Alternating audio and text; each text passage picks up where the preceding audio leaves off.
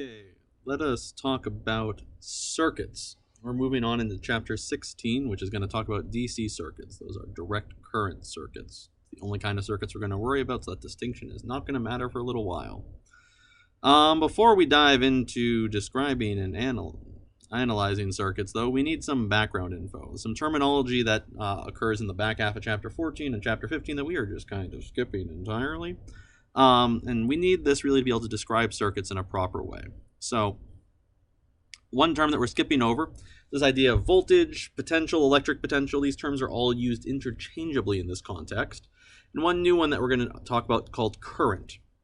So let's talk about voltage first. This idea, voltage, is going to be the electric potential energy per unit charge. So electric potential energy is just like gravitational potential energy in the same kind of sense. You have it based on the configuration of some charges. When two unlike charges are near each other, they have high potential energy. They fall towards each other because that's what they want to do. They have low potential energy. In reverse for like charges. Same idea if you're at the top of a hill, you want to roll down the hill. You have high potential energy at the top, low at the bottom. But we want to talk about potential, which is the energy per charge. So the energy talks about what the object on the hill does. The potential, this combined thing, talks about the hill itself. So when we talk about electric potential, it's kind of talking about the energetic shape of a circuit. So we're going to come back to that idea. Incidentally, this voltage, electric potential, is measured in volts, which is likely going to annoy people. Volts, which is abbreviated with a capital V. The variable for voltage is usually going to be delta V, because we usually talk about a change in potential as the interesting thing. So this is the variable, and this is the unit. Be careful. Now, a current is a rate of flow of something. It's like a current of water. I talk about it like the current in a stream is how fast the water is flowing. A current in a circuit is a measure of how fast the charge is flowing. It's a little different than how fast the charges are actually moving, because it's not enough for a charge to move. We need to know how much charge there is. So this is basically going to look like the charge over the time. It's the rate of charge movement. Just like velocity was the distance you travel over the time. This is going to be how much, a current is how much charge passes by a point in a given interval. So if I'm sitting here at my desk, 5 electrons go whizzing by me every second, the current is 5 electrons per second. Now we're usually going to measure this not in electrons per second, but in coulombs per second, which we make a new unit for called the ampere. The ampere is abbreviated with a capital A. Now, current is represented as a variable by I, capital I. So again, this is the variable. This is the unit. Now, let's think about this briefly for a second. We talked about it a moment ago, but an analogy. If we take electric potential and we talk instead we talk about gravitational potential. Not the energies, the potentials. The potentials are again kind of the shape of things. So instead of voltage, which is another way of saying electric potential, we're going to have height. Height is our measure of gravitational potential. And instead of a charge moving around a circuit like we'll have, we're going to have mass, because that's what's interacting gravitationally. So a mass, put at some height, will have some gravitational potential, some height with some gravitational potential, will have some gravitational potential energy. A mass at a gravitational potential will have a certain gravitational potential energy. A charge at an electric potential will have some electric potential energy. So you can imagine, some kind of conveyor belt style mechanism pulling some kind of cart, perhaps full of people. Perhaps they're screaming, not because of something horrible, but it's like in a roller coaster kind of amusement park ride thing. So this cart is bringing them from a point of low potential, gravitational potential in this case, to a point of high gravitational potential. This would be analogous to a battery in our circuit, something that moves charge from a point of low electric potential to a point of high electric potential. Once this cart gets up to the top of this ramp, it's going to start sliding down the ramp. I should not have gone for the perspective without planning this. Everything is terrifying. This gravitational potential gets turned into kinetic, it gets turned into friction, it gets used up as they go around this circuit. So this is a gravitational circuit, basically. There's a couple of key things to keep in mind here, that it's closed, that it keeps going in, that keeps going on. There's, and it's a little fuzzy sometimes in terms of where the energy is going with friction and whatnot. But it's a good place to start, this idea, getting this idea of potential, what it means. The potential is the height of this thing. It's the shape of the roller coaster circuit. In the same kind of sense, it's going to be the shape of our electric circuits. A different analogy is to think of current and kind of focus in on the current end of it. So this was focusing on the potential idea. This is focusing on the current idea. Imagine this is a water pump. So it's sitting here and it's shooting water off into this set of pipes. As the water goes along, the water moves through this at one continuous velocity.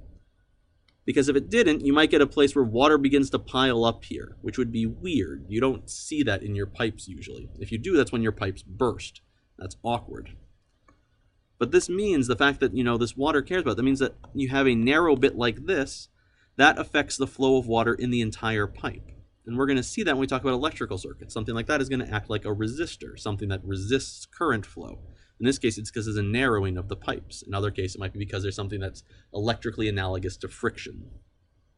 These are ways to kind of think of it. This one focuses on the idea of, current as a fluid. This one, potential as kind of an energy landscape. So those are the two big ideas. Current is some continuous flow. We can think of it like a fluid. It's like a stream of charge is actually moving. It's mostly true. And the potential is a measure of energy use in a circuit. It's kind of a picture of how energy is happening here. So let's come back to electricity. We have a circuit. We have, a battery. We have something that's going to use up electrical energy in our circuit, like a light bulb. Could have drawn that differently. We have things that are going to connect elements in our circuit, wire.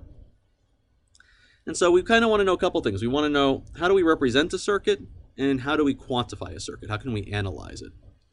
There's a couple of pieces that we want to worry about. So if I have a battery is what we're going to think of as an EMF.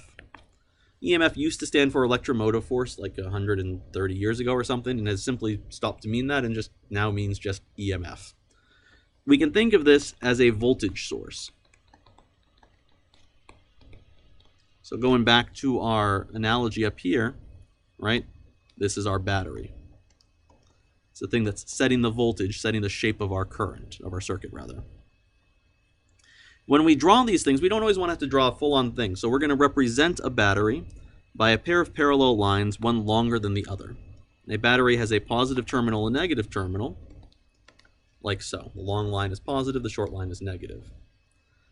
A light bulb, ooh, that's not a good light bulb, is something that we might see in a circuit, connected as a circuit element. As you can tell, drawing light bulbs is hard. So might represent something, a light bulb, as just a circle with kind of a squiggle inside of it that can connect to things. And now we can connect these elements by wire. In a wire, we're just going to draw, there's a line connecting things. So maybe I connect my battery to my light bulb. It doesn't matter how much wire I have. The wire we kind of think of as negligible. It's kind of like air resistance. We keep ignoring it. Occasionally you care about it, but it's not something we want to worry about right now. So I could draw instead, this crazy excessive use of wire. And that's just going to tell me the same thing as if I connected them via a simple straight line, because the amount of wire for us doesn't matter. Now, there's a couple other things we could put in a circuit. The big one we want to also know about is a resistor. A resistor is going to be something inside of our circuit that basically resists current flow. It can be anything, a motor, we could even, light bulbs we could dress up as resistors. All they're going to be, we're going to draw a series of squiggles like this. So, if I come back to this circuit that we had of a battery and a light bulb, I would represent it as a battery connected with wire, connecting it to the bulb. All right? Now, we talked a little bit above about quantities we could measure here. Voltage, which we measure in volts, current that we measure in amperes. These are things we can measure inside of a circuit. You know, most batteries, if you look at them, tell you that they're 1.5 volts. That is the amount of energy, basically, they're able to supply to each electron in the circuit, sort of. It sets the shape of the circuit energetically again. The more batteries you get, the higher your hill becomes, energetically speaking. Every object inside of a circuit, then, uses up some of that energy. So some of that voltage is used to power the circuit, to turn it on, to get the motor running, to get the buzzer beeping, to get whatever is going on. And so turning on things is a combination of voltage and current. And so we can measure both of these in circuits. And so again, quick reminder, we talk about current. It's the rate of charge over time, measured in amperes, and ampere is a coulomb per second. Rewind for a longer version of that. But this is how we could set up a circuit to measure these things. You'll notice I've got two new things popping into the mix here. This is an ammeter. An ammeter is a device that you put in the middle of a current flow, so I'm connecting it inside of a piece of wire, kind of in the direction of flow. And it's going to measure current.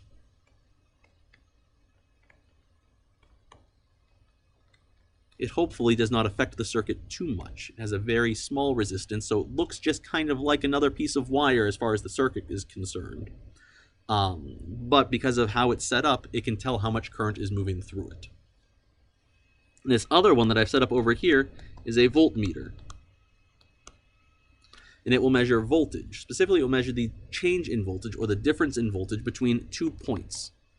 So this one has to be set up across 2 points in a circuit, in parallel with those 2 points. So this is going to measure the change in potential, the change in voltage, across this resistor right now, because it sees the voltage on the one side of it, and then it also sees the voltage on the other side of it.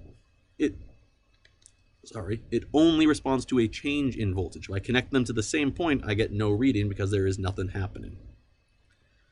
Now, these are just the beginning tools for us to start analyzing circuits. So we want to start thinking about these basic ideas of talking about flow, of talking of representing circuits, and of thinking of what it means to complete and construct a circuit.